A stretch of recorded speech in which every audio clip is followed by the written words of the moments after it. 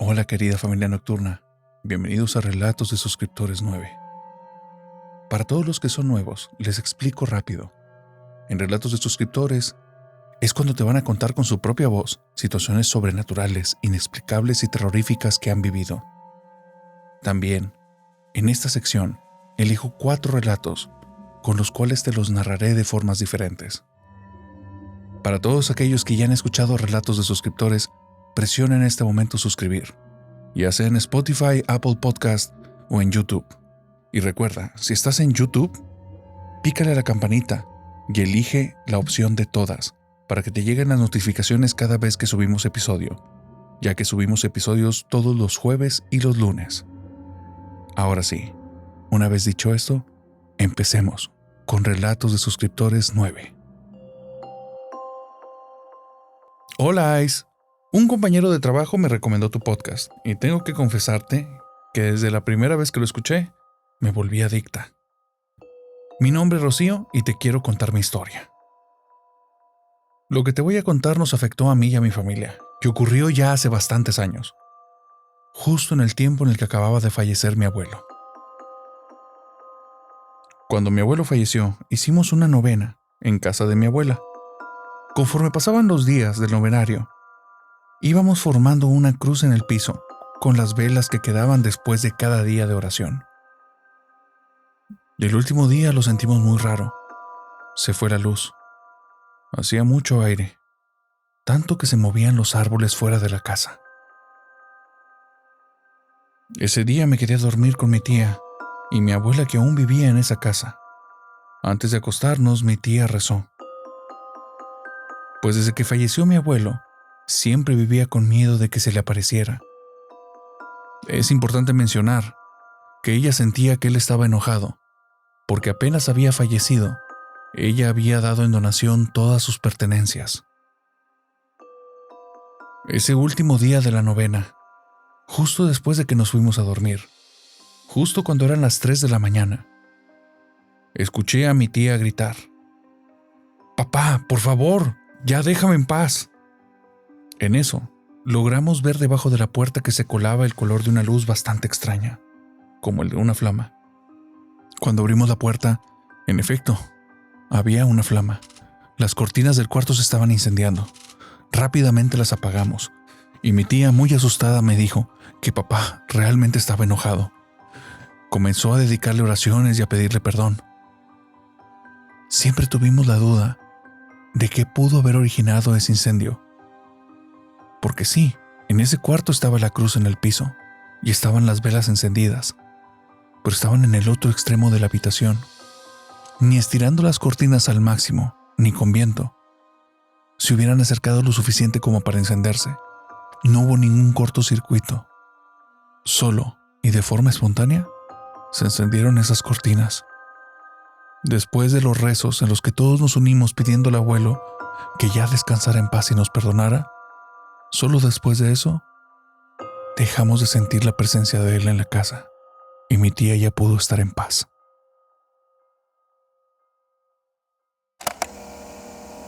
Esto no me pasó a mí, pero me lo platica mi mamá, me lo platica mi abuelita, me lo platica mi tía. Y es con mi abuelo, que él entró en el hospital y él ya no salió. Mi abuelo era el hombre, el proveedor de la casa. Entonces él, no, pues mi abuelita no trabajaba. Mi abuelita se dedicaba a la casa, a los niños. Bueno, pues ya no eran niños, pero cuando falleció mi abuelito, pero pues ya eran jóvenes, ¿no? Mis tíos más chicos. Se dedicaba ella a la casa, al hogar, a la comida, todo eso, ¿no? Entonces dice mi mamá que él, pues ya él ya no sale, ¿no? Pasa lo que es el velorio, el entierro y todo eso. Entonces mi abuelita, digo, al no trabajar, estaba muy desesperada porque mi abuelo pues dejó su tarjeta, ¿verdad? O sea, sus cosas, y quedó un dinero de él en el banco. Pero mi abuelita pues no se sabía el NIP para sacar dinero del cajero. Entonces dicen que estuvieron buscando por todos lados. Dicen que ellos buscaron por todos lados. pues a ver si mi abuelo tenía anotado su NIP, porque creo que sí lo tenía anotado para que no sé, la verdad no recuerdo muy bien cómo estuvo la situación, pero ellos estuvieron, dice mi mamá, que como locos ella, mi tía, mi tío, mi abuelita, buscando por todas partes el NIP y nunca lo encontraron. Entonces dicen que mi abuela va al banco y habla con ellos, pues que la ayuden, que no hay forma de, pues sí, para comprar comida y todo eso, pues no tenían dinero y no tenía trabajo y estaba muy desesperada.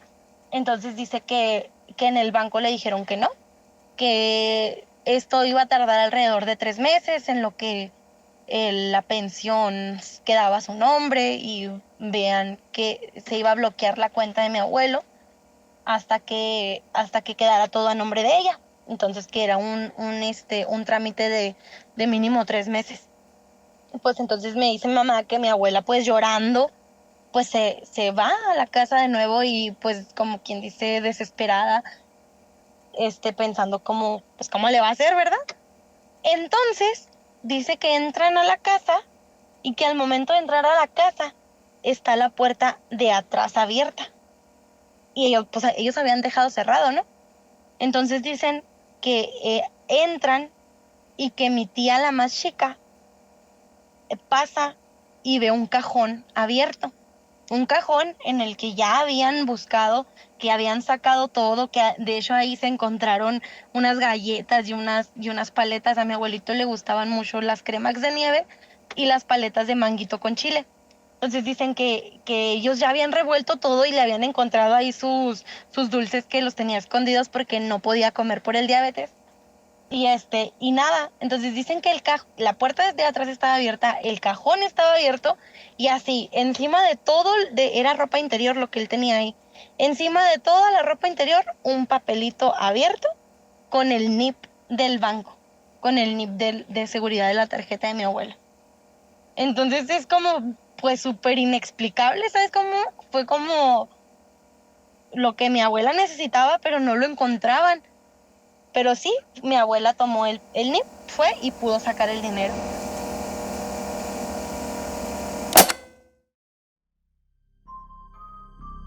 Esta historia me la cuenta Camila. Camila en ese tiempo vivía en una casa de 3 pisos. En el primer piso vivía su hermano con su esposa, en el segundo sus abuelos, y en el tercero vivían ella y su mamá. Cuando ella tenía 9 años, un día de repente no tenía la facilidad de dormir, y se le hizo extraño. Se sentía extrañamente incómoda, y sentía que algo llamaba su atención en la habitación, y lo único que lograba distinguir era un reloj antiguo. Sin embargo, de un momento a otro sintió que eso que llamaba su atención se movía, y volteó su mirada hacia la puerta de la habitación. Y poco a poco fue distinguiendo una silueta negra, muy oscura y muy grande. Era como una mujer que sonreía. Una mujer que la veía fijamente, aunque Camila no podía ver sus ojos. Al momento de observar esta figura, sentía mucho miedo. Era como si algo malintencionado estuviera frente a ella. Aunque estaba aterrada, hizo fuerza con los ojos, miró fijamente, intentó agudizar su vista para ver detalles. Se dio cuenta que su rostro no tenía facciones. No se podía ver ningún detalle de la cara. Y al momento de percibir eso, sintió que algo dentro de ella la incitaba a rezar. Juntó ambas manos y comenzó a rezar como le habían enseñado. Pero las cosas no mejoraron. Al contrario, sintió cómo esa presencia se burlaba. Y ahora dejaba de verla, pero la sentía más cerca de ella. De un momento a otro la sensación se fue y ella quedó profundamente dormida. Al despertar al día siguiente, muy cansada, una idea cruzó por su cabeza. Qué bueno que ya pasó. Lo que no sabía es que lo peor estaba a punto de suceder. Conforme fue avanzando ese día, ella fue haciendo todas sus actividades como de costumbre. El cansancio con el que inició el día ya había desaparecido, y ella parecía estar en un día común y corriente. Entonces llegó la noche. Ella estaba en la casa, y cerca de las 10 de la noche se despertó. Sentía hambre y sed, y se había olvidado por completo de la experiencia del día anterior.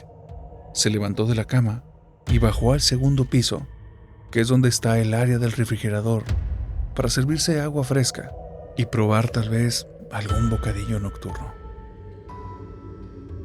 Llegó a la cocina sin problema. Tomó un vaso y se sirvió agua. Buscó en el refrigerador, pero no encontró nada que le llamara la atención como para comer a esa hora. Así es que, ya mitigada la sed, decidió regresar a su cuarto para descansar. Al momento de subir las escaleras, sintió como un par de manos la tomaron de sus hombros y la empujaban al vacío.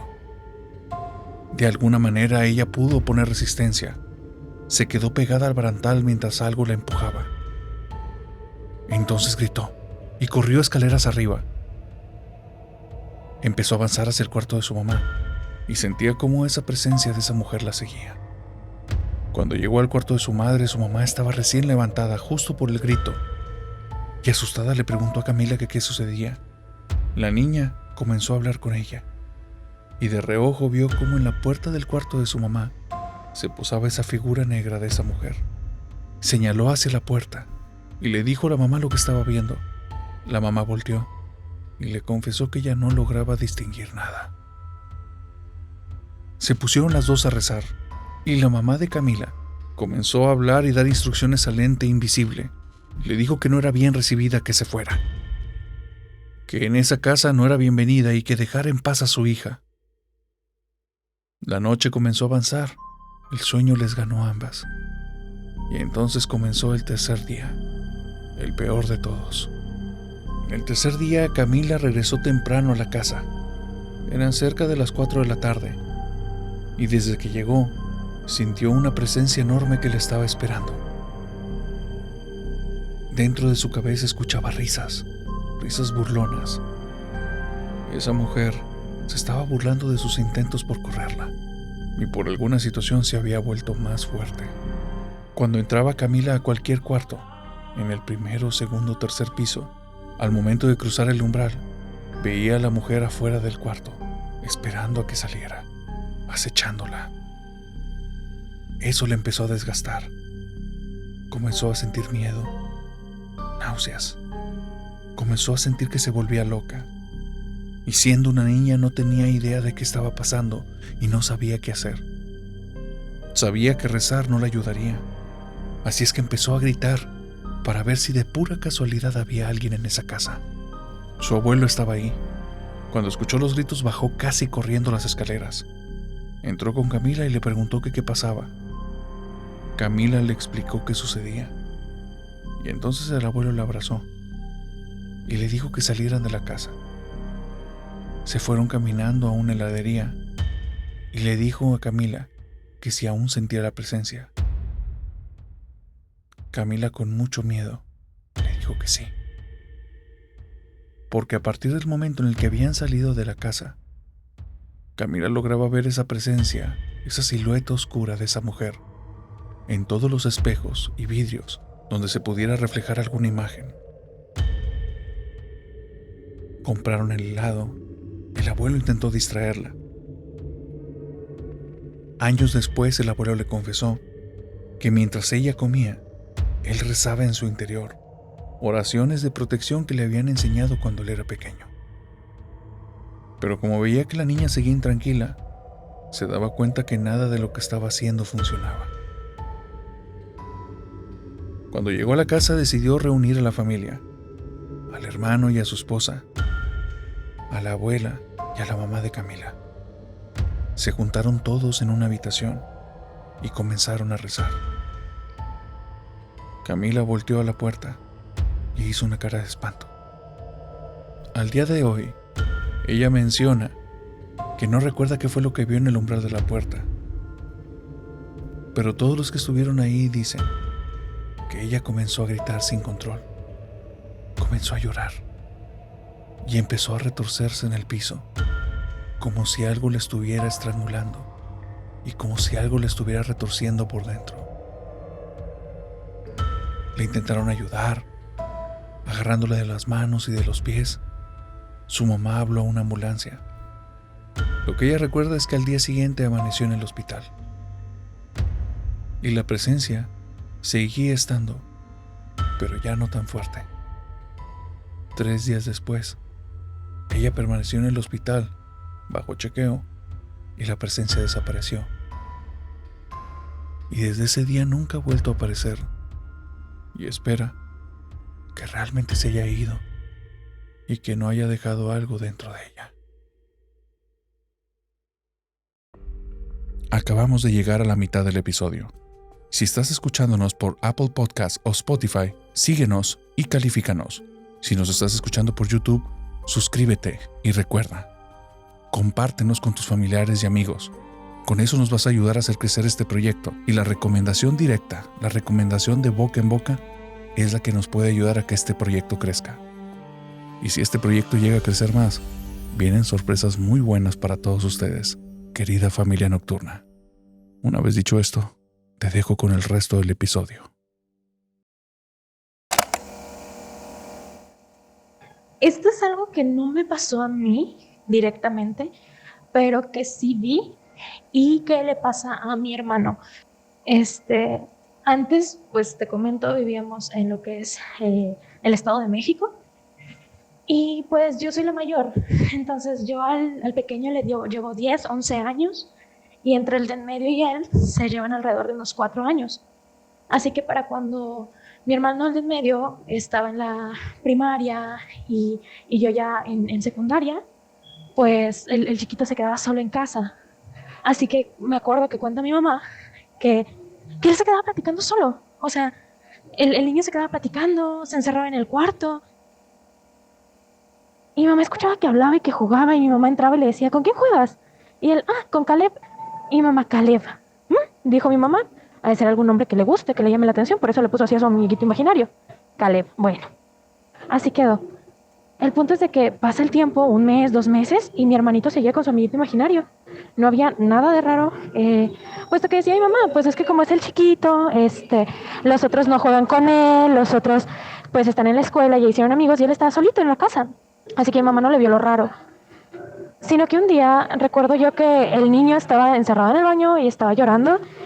Y le dije a mi mamá, oye, como que mi hermanito, obviamente dije su nombre, oye, como que mi hermanito se cayó. Y mi mamá, levántalo, y yo, no quiero verlo en el baño.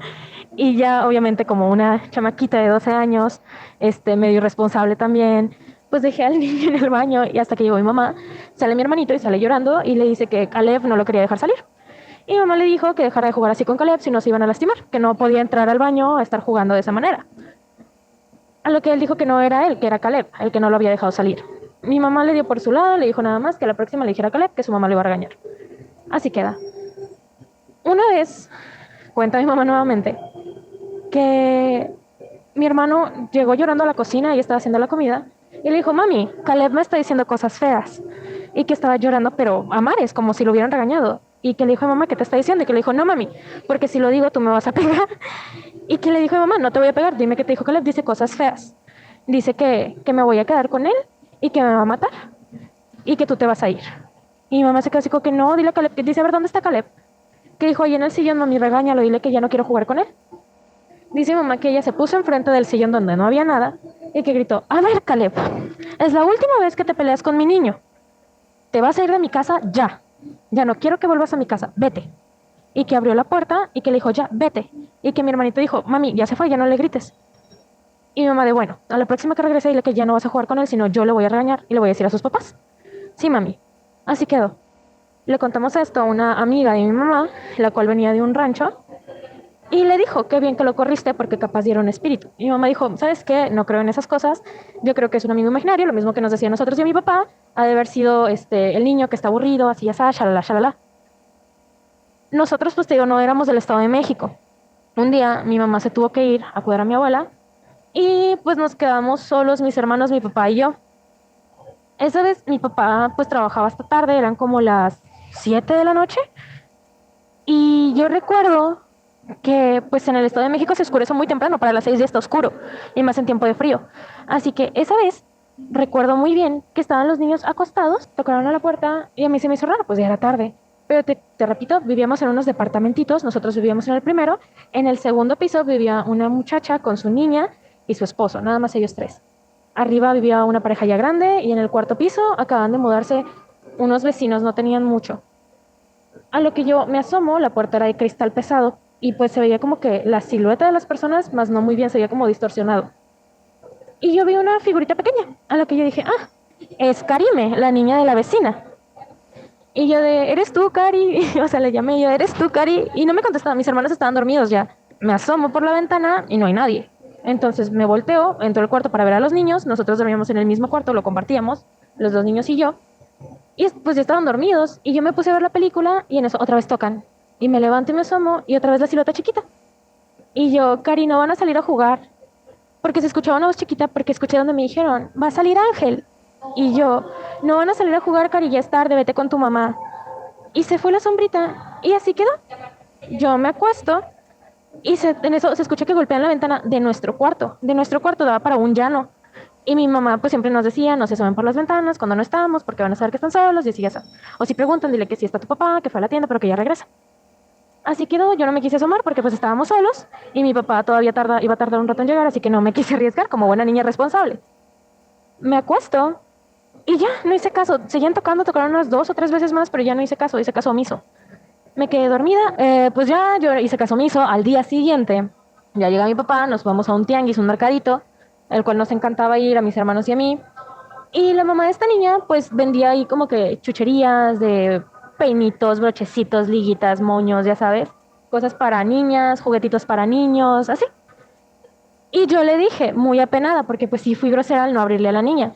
Yo le dije, oye, fulanita, perdón que no deje entrar a Karime. Lo que pasa es que mi papá no estaba. Entonces, pues no nos permiten abrir la puerta si no están mis papás. Y se me quedó viendo, dijo, ¿a poco ayer fue Cari a tu casa? Y le dije, sí. Me dice, ¿a qué hora? Y yo, pues como a las 7 y media. Y se me queda viendo y me dice, Karime no estuvo ayer a esa hora. Le digo, pues es que ayer me tocaron la puerta. Y me dice, no, Karime ayer se quedó aquí con sus abuelitos. Y yo, pero sí, fue muy extraño en lo que mi papá se me quedó viendo y porque me asusté y yo de, ok, bueno, ya no se habló más del tema. Regresa mi mamá a la casa, entonces llega mi mamá y mi mamá se puso a lavar en la noche para que no le calara el sol y pues teníamos una secadora y ahí pues mi mamá iba metiendo la ropa y la doblaba. Nosotros ya estábamos dormidos.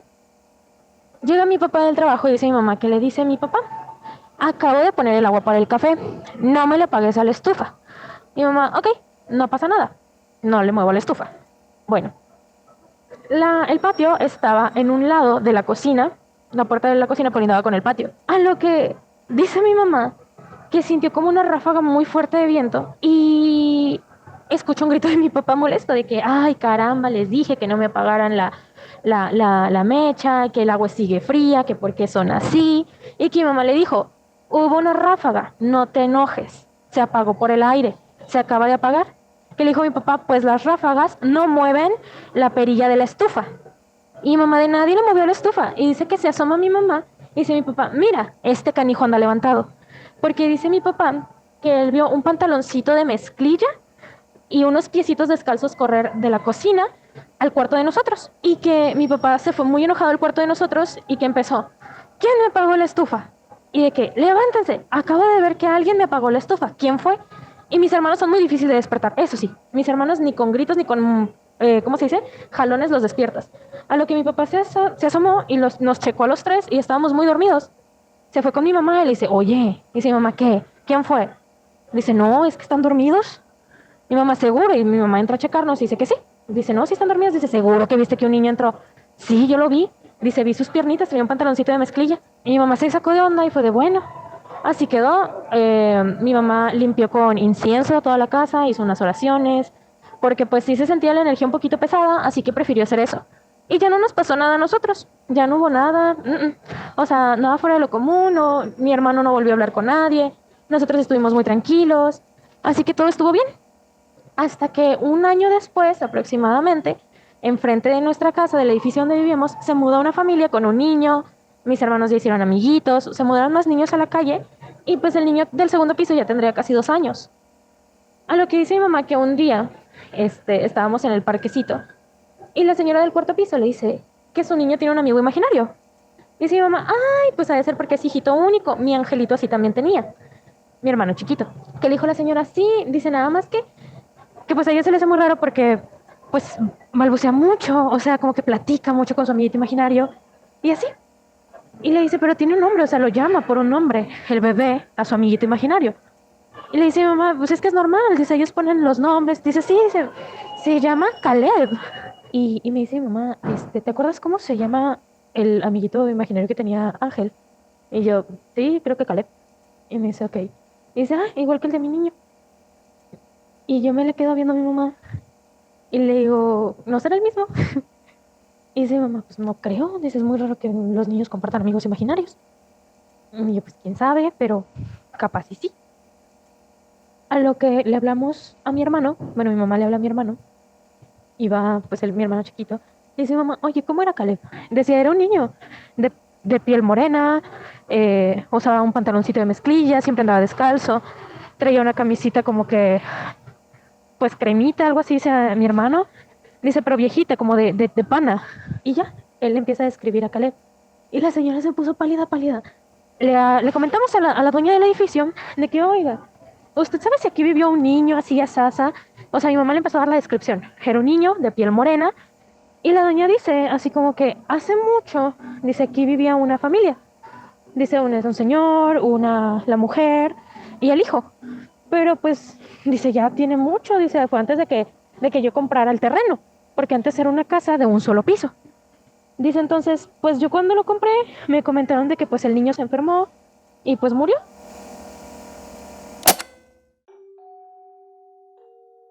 Alfonso no se considera miedoso, mucho menos un cobarde. Sin embargo, vivió un par de situaciones particularmente aterradoras, las cuales con el simple hecho de recordarlas le quitan la paz, por no decir que lo dejan profundamente aterrado. Esto ocurrió hace no mucho, cuando se fue a dormir un fin de semana en casa de su abuela. Su tío Esteban le había pedido ayuda para hacer unas remodelaciones muy profundas en la casa, y como la labor iba a ser bastante intensa, decidieron que lo más conveniente era que se quedara a dormir ahí los 3 días, viernes, sábado y domingo. Está de más decir que esto no se pudo cumplir. Los sucesos comenzaron el viernes. Aunque ya había transcurrido con normalidad la muy desgastante jornada de trabajo, al momento de llegar la noche ocurrió algo muy extraño. Alfonso se fue a acostar y, estando profundamente dormido, sintió cómo se abrió la puerta del cuarto. Supuso que era el perro de su abuela, ya que la puerta la había dejado sin seguro y él no estaba seguro ni siquiera que lo hubiera cerrado de canto a canto. Después de escuchar a la puerta abrirse, sintió un peso que empezó a hundir la cama. Eso ya lo hizo sentir intranquilo. El peso no correspondía al del perro. Entonces abrió los ojos y se dio cuenta que estaba paralizado. Así es, estaba viviendo una parálisis de sueño. No podía moverse, tampoco veía nada, pero la sensación de terror era abrumadora. Podía mover los ojos y lo aprovechó. Empezó a ver cada rincón del cuarto para ver si había algo más ahí. Y aunque no descubrió nada, detectó con su oído. El lavabo empezaba a abrirse y escuchó el agua caer. Segundos después escuchó como algo que estaba completamente empapado se arrastraba y caminaba por el piso, y él no lograba ver nada. Después, volvió sus ojos hacia arriba, hacia la ventana, y por medio de ella logró ver en el exterior a una mujer cuyas facciones eran imposibles de ver. Una mujer de color muy oscuro, pero no por la piel. Era como si fuera una sombra con forma de mujer, con cabello largo. Y esta sombra estaba parada en la ventana, viéndolo fijamente. Y Alfonso no sabe decir por qué, pero una sensación dentro de él le decía que esa sombra se estaba burlando. Y eso lo hizo sentir muy mal. Comenzó a parpadear, cerró los ojos y empezó a rezar. Al abrirlos, la sombra seguía ahí. y su presencia era ahora más fuerte, más abrumadora. Entonces, la sombra, como si hubiera perdido el interés en él, volteó hacia otro punto. Comenzó a caminar fuera de la habitación, y cuando se perdió de la vista de Alfonso, él pudo moverse con normalidad.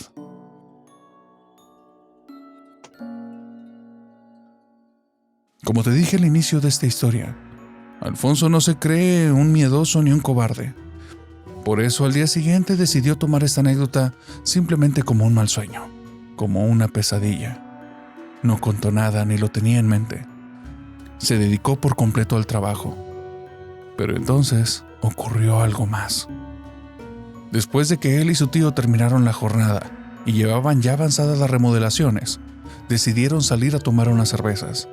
Alfonso se fue a la planta baja para asearse y arreglarse, y su tío Esteban decidió irse al tercer piso donde estaba su habitación para darse una ducha y entonces salir junto con Alfonso a tomar esa cerveza y despejarse después de una jornada bastante pesada de trabajo. Cuando Alfonso salió de la ducha y estaba a punto de empezarse a vestir, le dio la espalda a la puerta y escuchó cómo lentamente la cerradura empezó a girar y la puerta empezó a abrirse. Volteó rápidamente y vio que no había nadie. Se acercó a la puerta, la cerró, y cuando caminó apenas 3 pasos lejos de ella, la cerradura volvió a moverse y la puerta comenzó a abrirse lentamente.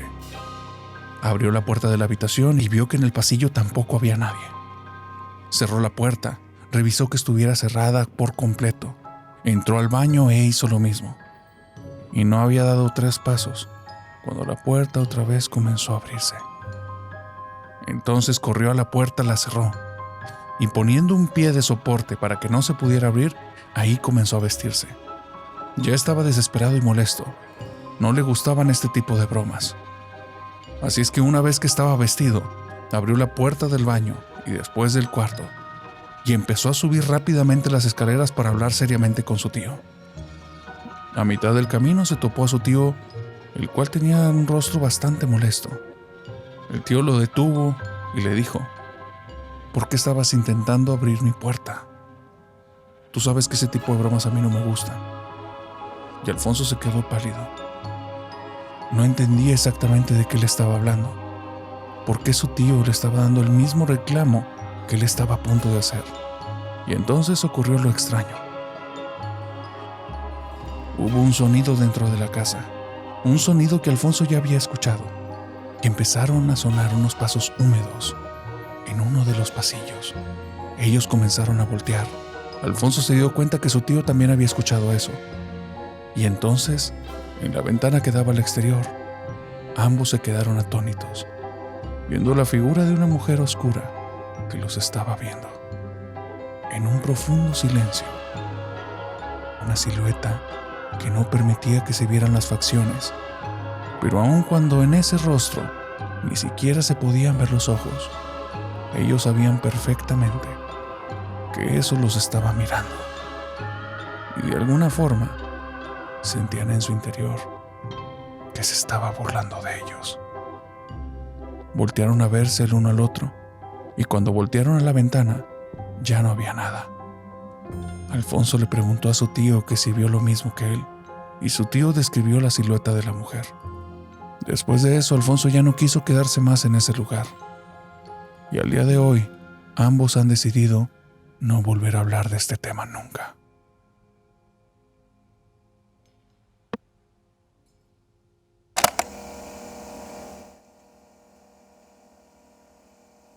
Hola, bueno, esta historia no me sucedió a mí, le sucedió a mi papá y a mi tío. Para darles un poco de contexto y puedan entender un poco mejor la historia, mi papá no es de Monterrey, mi papá es de un pequeño pueblo de Veracruz que se llama Pánuco, y pues cuando terminaron la prepa, ellos se vinieron a estudiar para acá. Mi papá es el tercero de 4 hermanos. Mi tío, al que le sucedió esto en particular, es el mayor de todos. Y pues él, para cuando sucedió esto, él ya había terminado de estudiar y ya estaba trabajando. Él trabajó durante muchos años en Nuevo León como camarógrafo. La casa en la que ocurrieron estos hechos está aquí en el centro de Monterrey, a 3 cuadras de la Alameda. Es un poco fuerte. Yo esta historia la supe enteramente hasta hace apenas unos cuantos años y esta historia siempre ha estado en mi familia como recordatorio de que no debemos jugar con estas cosas. Todo comenzó, mi papá estudiaba carrera de administración de empresas. En esta carrera tenían una materia libre y cuenta mi papá que les asignaron un tema aleatorio para investigar. Dice mi papá que era más como para crear entre todos los alumnos concientización de algún tema. El problema es que a mi papá le toca el tema sobre lo paranormal. Entre sus compañeros del salón, mi papá hace como una broma y dice, pues voy a hacer el tema sobre la Ouija. Y uno de sus compañeros del salón le dice que, oye, mi hermana tiene una. Y le dice mi papá, pues préstamela. O sea, no era como que tanto de jugar a la Ouija, sino era más sobre documentar las reacciones que tenían las personas al jugar la Ouija. Dice mi papá que este compañero le pide la Ouija a su hermana y se la lleva a mi papá. Y pues esta era una casa de asistencia. Vivían alrededor de 12 personas en esta casa. Era una casa muy grande, muy vieja. Era una casa enorme. Dice mi papá que tenía como 6 habitaciones. Era muy, muy grande. Entonces, mi papá lleva la Ouija en diciembre del 87 a esa casa. La Ouija nunca salió de ahí. La Ouija desde que llegó, ahí se quedó. Dice mi papá que pues normalmente jugaban por las mañanas. Dice mi papá que él en sí nunca jugó, pero todas las demás personas que vivían ahí, ellos jugaban y mi papá como que anotaba sus reacciones y todo esto. Mi tío mi papá nunca se dio cuenta si él jugaba solo o no jugaba solo. La cuestión aquí es que en diciembre, pues esa casa se quedaba realmente sola. Todos los que vivían en esa casa eran foráneos. Entonces todos regresaban a sus pueblos, pues a visitar a la familia. Mi papá cuenta que ellos se fueron a Veracruz y cuando regresaron solamente regresó mi tío, el que trabajaba aquí, y mi papá. Mi papá estaba por Tetras, entonces a él le tocaba regresar antes para poder regresar a la escuela. Para este tiempo esa materia ya se había cerrado, ya no había nada, simplemente la Ouija seguía ahí en la casa. A todo esto, mi papá dice que la Ouija, él la envolvió en una bolsa y la puso debajo de su cama. En el cuarto donde dormía mi papá, eran 2 camas, dormía mi papá y mi tío. Dice mi papá que para este tiempo solamente había 4 personas en la casa. Todos los demás estudiantes seguían en sus pueblos. Comenta mi papá que una noche estaban cenando junto con otro compañero, estaba mi papá y él, y nota que regresa mi tío temprano del trabajo. Mi tío entraba a las 3 de la tarde del trabajo y salía muy tarde, 11, 11 y media, 12 de la noche. Y a la hora que regresó mi tío eran como las 8 de la noche. Mi tío llega, se ve un poco intranquilo, le dice a mi papá que porque había regresado temprano y mi tío le comenta que se siente mal. Y le dice a mi papá, pues, ¿vas a cenar algo? Y dice, no, no, no, me quiero ir a dormir. Y dice, ok. Mi tío sube y se acuesta. Mi papá, al día siguiente, tenía clases, pero un poco más tarde de lo habitual. Él termina de cenar, mi tío dijo como que se sentía mal, entonces cuenta mi papá que ellos tenían, pues te estoy hablando de los 80, tenían una tele un poco grande, que era la única que se veía. Mi papá lo que hizo fue sacarla del cuarto donde estaba mi tío y la llevó a otro cuarto que estaba solo, que ese cuarto no se usaba en ese momento. Mi papá va, prende la tele y comienza a ver la tele. Más o menos a eso de las 10 y media, 11 de la noche. Escucha que le tocan muy fuerte en la puerta, como con desesperación.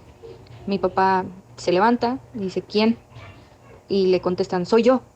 Mi papá reconoce la voz de su hermano, abre la puerta y entra. Mi papá narra que mi tío se veía muy ansioso, preocupado, desesperado. Sus ojos reflejaban miedo totalmente. Mi papá dice que nunca lo había visto de esa manera y mi tío solamente caminaba de un lugar hacia otro, repitiendo, no me dejen en paz, no me dejen en paz, me siento muy mal, me siento muy mal. Y mi papá, pues sin saber qué hacer, realmente le dice, ¿qué sientes? Vamos con el doctor. Y le dice mi tío, no, no, es que no es eso, no es eso. Le dice, pues entonces siéntate, tranquilízate, ¿qué te está pasando? Cuenta mi papá que lo logra tranquilizar un poco y mi tío se sienta. Eran 2 camas, se sientan frente a frente. Y mi tío le dice, ¿te acuerdas de la Ouija? Y mi papá le contesta, sí, ¿qué tiene? Le dice, eso ya se acabó, ¿por qué lo está sacando a tema? Y mi tío le contesta, es que yo jugué. Y le dice, mi papá, pues sí, todos jugamos, todos estuvimos ahí. Y le dice, no, es que yo jugué solo en las noches, porque desde la primera vez que jugué, yo escuchaba cosas en mi cabeza y me hacían que fuera a buscarla y a jugar con ella. Mi papá se quedó como asombrado, cuenta un poco, tratando de entender la situación y mi tío se volvió a parar, se volvió a descontrolar un poco, diciéndole que no lo dejaban en paz, que se sentía mal. Y mi papá le decía, pero es que tranquilízate, no puedes estar así, vamos con un doctor, ¿qué sientes? Y mi tío, es que no, no me duele la cabeza, no me duele el pecho. Pero cada vez que mi tío hablaba, no solamente hablaba con mi papá, también hablaba con alguien más. Es decir, le dirigía 3, 4 palabras a mi papá y luego era como que no, no, eso no, pero dirigiéndose como al aire, como si alguien más estuviera ahí. Mi papá, de cierta manera, trató de tranquilizarlo. Mi tío estaba muy, muy intranquilo y mi tío le comienza a narrar que había alguien que le hablaba todas las noches y que él ya no necesitaba la tabla para comunicarse, que ya era tan fuerte y que lo habían hecho regresarse de su trabajo. Mi papá le pregunta, ¿que de quién está hablando? Le dice, Pancracio. Le dice, Pancracio está aquí y tiene muchas cosas que decirme y no me deja en paz. No me deja en paz, ya no necesito la tabla. Ahora si levanto mi brazo izquierdo significa no, si levanto mi brazo derecho significa sí. Él me controla. Mi papá se comienza a preocupar un poco y lo que le menciona a mi tío es que ellos eran creyentes, que eran católicos y que siempre les habían inculcado que Dios estaba en todos los lugares donde ellos estuvieran. Mi tío le decía que no, que eso no iba a funcionar, que esto ya era más fuerte que ellos y que no, no servía de nada. Mi papá le dijo, tranquilízate. Mi papá cuenta que en su recámara tenía un Cristo grande, un crucifijo grande de cobre y tenía aparte otros. Más aparte, mi abuela siempre ha sido muy católica, entonces mi abuela siempre es de las señoras que reza el rosario todos los días, va a la iglesia, pide por todos sus hijos, nietos y descendencia. Entonces mi papá tenía libritos de oración, sentó a mi tío en una cama y él se sentó en otra y le dijo, vamos a rezar, porque esto tiene que servir de alguna manera. Mi tío se veía muy renuente, no quería, pero dice mi papá, comenzamos a rezar un Padre Nuestro, una Ave María. Teníamos un librito de oración, lo empezamos a leer, se tranquilizaba por ratos, se acostaba, abrazaba el crucifijo, lo abrazaba mucho, rezaba, pero luego se volvía a dar el parón y estaba muy intranquilo. Toda esa noche, desde que mi tío entró a la habitación, no se calmó y que empezaba a hablar muchas incoherencias. Para ese momento, mi papá creía que pues se había drogado o algo así, porque pues era muy inusual lo que le estaba diciendo. El problema vino cuando empezó a mencionar cosas que no tenía manera de saber, que le preguntaba por compañeros de la escuela, por compañeros que ya no vivían en esa casa, por personas que mi tío no conocía y les decía cómo iba a ser su vida y que Pancracio le estaba hablando y le decía qué les tenía que decir.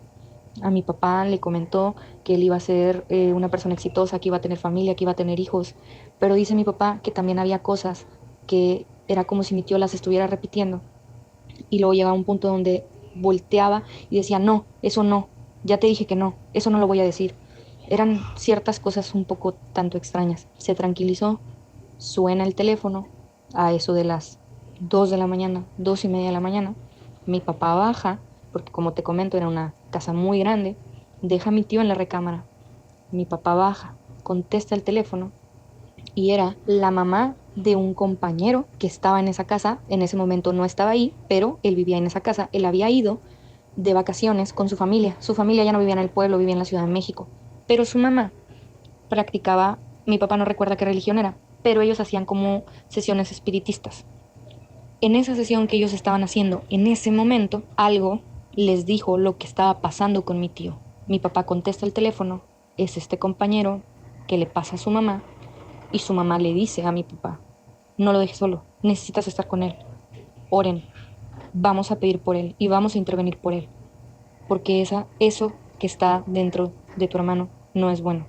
Mi papá cuelga el teléfono, se queda muchísimo más intranquilo de lo normal, sube nuevamente. Mi tío le dice que qué había pasado. Mi papá le dice, no, era la mamá de Armando. Dice, ¿y qué quería la mamá de Armando? Dice, están rezando por ti. Mi tío, su rostro, cuenta a mi papá que fue de alivio. Fue como que, están interviniendo por mí. Y le dice mi papá, sí. Dice, ok, no me van a dejar solo. Pasa toda esa noche, no lo dejan solo. Mi papá el siguiente día no fue a la escuela. Mi tío no fue a trabajar, obviamente. Y al día siguiente llega otra persona que era muy amigo de Armando, pero él ya no estaba en esa casa. Él era de la generación de mi tío, entonces él ya había conseguido trabajo y se había regresado al pueblo. Él casualmente estaba en Monterrey de vacaciones. Llega con mi papá y le dice, ¿cómo está? Le dice, pues está dormido. Le dice, ok. hay que conseguir agua bendita, tenemos que lavar paredes, pisos, techos, puertas, patios y habitaciones, todo lo que está en esta casa, y tenemos que orar. Vamos a conseguir el agua bendita. Transcurre el día, hacen lo que les pidieron. Mi tío no recuerda absolutamente nada de este suceso. Pasaron los días, mi tío ya no recordaba todo lo que le había hecho a mi papá. Fue como un tipo de trance.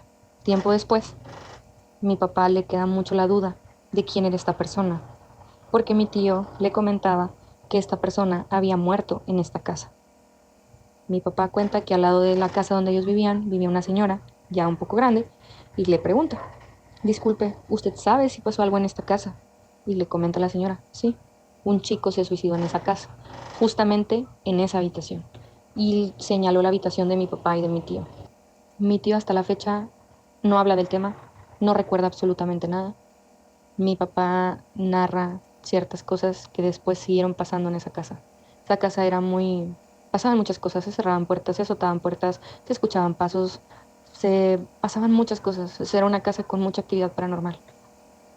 Todo esto pasó en el 88. Han pasado muchos años y la casa sigue en pie. Yo hace poco pasé por ahí y la verdad es que se siente una vibra un tanto extraña cuando pasas, sobre todo en la noche.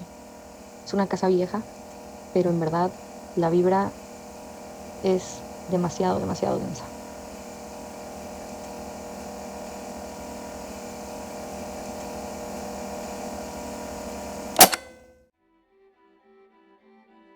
Hola, Ice. Mi nombre es Sandra y quiero contarte la historia que cargamos con culpa mi hermano y yo desde hace más de 15 años.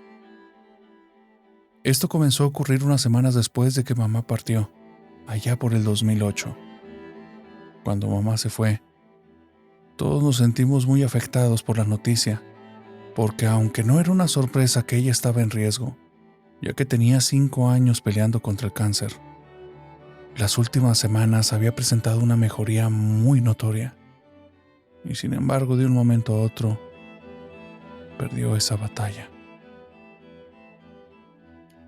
Para ese entonces mi hermano Sergio y yo ya éramos adultos.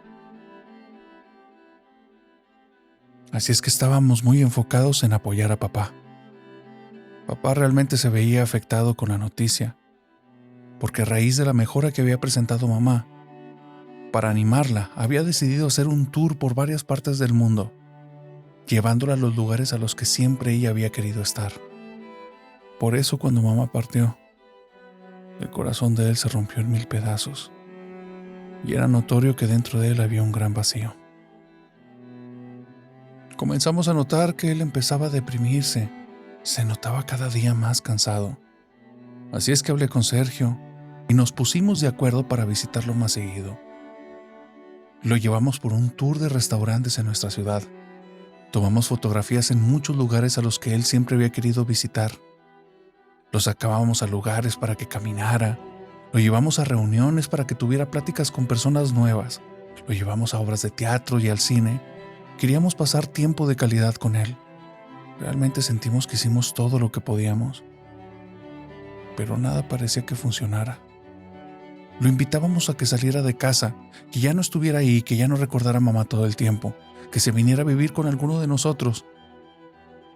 Pero él no quería. Parecía que nos ocultaba algo. Al final, era un adulto mayor y teníamos que respetar su privacidad y sus decisiones. Intentando de alguna manera poder resolver la situación, a los 8 meses después de la partida de mamá, fuimos a hablar con un médium, para ver si podía contactarla, para ver si algo nos podía dar una pista de qué hacer. Y sí tuvimos un mensaje. Según la sesión, el médium pudo contactar a mamá, y mamá dio un mensaje. Y el mensaje era: sé que estás triste, pero tienes que saber que aunque yo no estoy ahí, no estás solo, así es que cuídate. Nosotros creíamos de cierta manera que así fuera mamá o no, mínimo esas palabras podían ser esperanzadoras para papá, pero tampoco no queríamos abrir ya mal de herida, así es que nunca hablamos con él de ese tema. Seguimos esforzándonos, pero ni siquiera llegó a cumplirse un año cuando un día en la mañana fuimos a casa a visitar a papá. Ya lo habíamos notado, inclusive algo enfermo, pero tampoco nada tan alarmante. Y ese domingo por la mañana, nadie fue a abrirnos la puerta. Nadie contestó las llamadas de teléfono. Así es que Sergio y yo nos preparamos para lo peor, y en efecto, cuando llegamos tuvimos que hablar a una ambulancia, y ya nada pudieron hacer los doctores. Comentaron que fue una partida natural, en medio del sueño. Mínimo estábamos tranquilos porque cuando se fue a dormir, simplemente ya no despertó. Hasta aquí, Ice, no tendría sentido que tuviéramos culpa. Son cosas que pasan, así a veces es la vida. El problema vino después. El problema vino cuando empezamos a limpiar esa casa, porque nos topamos con dos cosas. Un diario que papá escribía después de que mamá se había ido. Y lo segundo fueron las fotografías. Las fotografías que él había revelado e impreso de ese tour que hicimos con él en diferentes lugares para animarlo. En el diario, aunque no queríamos saber las intimidades de papá, nos ganó un poco el saber que estuvo viviendo durante esos meses. ¿Por qué no pudimos levantar su ánimo por más esfuerzos que hicimos? Y nos encontramos unos apuntes bastante extraños. El primer apunte decía así: hace una semana que Lucía ya no está, pero la casa extrañamente no se siente vacía. Me pregunto qué estará pasando. El siguiente apunte es del 15 de marzo. Hoy cumpliría 60 años mi querida Lucy. Ya pasaron 3 meses desde que partió. Siento como si alguien estuviera aquí conmigo todo el tiempo. ¿Me estaré volviendo loco? 10 de mayo. Hoy por la noche me desperté sintiendo como alguien me abrazaba fuertemente. Aunque me dio un poco de miedo, me sentí ligeramente reconfortado y con mucho cansancio. Espero que haya sido Lucy. 26 de agosto. Aquí se cumplían 8 meses. Aquí es cuando fuimos con el medium. El apunte dice así: una vez más vi a la silueta de esa mujer observándome. Ahora me observaba mientras estoy acostado. Aunque me pregunto si es Lucy, no estoy tan seguro, porque estoy sintiendo de ella como algo amenazante. ¿Eres tú, Lucy? 2 de octubre. Esa sombra no creo que sea buena. No me deja solo. Todo el día está ahí, en los reflejos, en los espejos, en las ventanas, y por las noches se acerca mucho conmigo.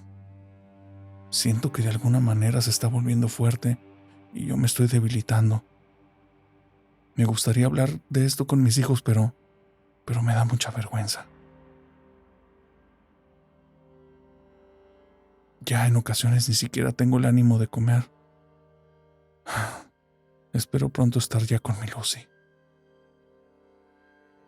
1 de noviembre.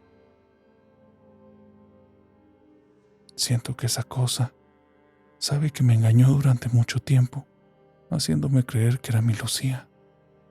Lo sé, porque ahora siento que emana como una burla muy intensa hacia mí. Ya no sé cuánto tiempo pueda soportar esto.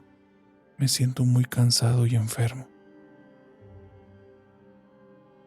3 semanas después de este apunte, fue cuando encontramos a papá en casa. Fue cuando ya no pudieron hacer nada los doctores. Cuando vimos las fotografías a detalle, entendimos de qué se trataban los apuntes. Detrás de él, en casi todas las fotografías, se veía apenas perceptible una silueta negra. Pero en 2 ocasiones, en las que él estaba cerca de un espejo, Se notaba perfectamente que era la silueta de una mujer sin rostro, que proyectaba una presencia muy amenazante. Entonces atamos los cabos y entendimos. Ese día que estuvimos con el médium, no entendimos bien el mensaje, aunque mamá dijo: yo no estoy contigo, cuídate porque no estás solo. No se refería a que fueran palabras de ánimo, se refería a que esa cosa estaba con él y de alguna manera papá la estaba confundiendo con su esposa. Mi hermano y yo cargamos culpa, porque nos dimos cuenta que por la vergüenza de no haber hablado estos temas con papá, tal vez no fuimos la ayuda que él necesitaba en ese momento y permitimos que esa cosa se alimentara de él hasta que papá ya no pudo hacer nada. Aunque ahora al leer el diario nos dimos cuenta que papá vivió lo mismo. No sé, tal vez esa cosa nos afectó a los dos en nuestras tomas de decisiones. En fin, Ice, decidimos quemar las fotos, bendecir la casa y venderla. Y desde hace 15 años nos habíamos prometido no volver a hablar de esta historia. Pero el día de hoy quería abrirla para ti y para tu audiencia, para que sirva como una advertencia, para que le sirva a alguien más. A veces hablar las cosas va a permitir que lo más importante no se pierda. No cometan el error que nosotros cometimos. Muchas gracias, familia nocturna.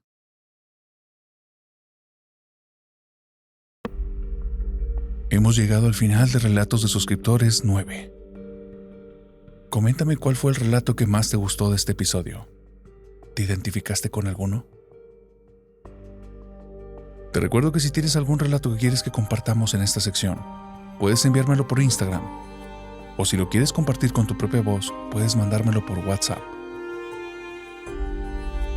Y antes de despedirme te recuerdo, suscríbete, califícanos, comenta y recomiéndanos con tus familiares y amigos. Con eso nos vas a ayudar a hacer crecer este proyecto.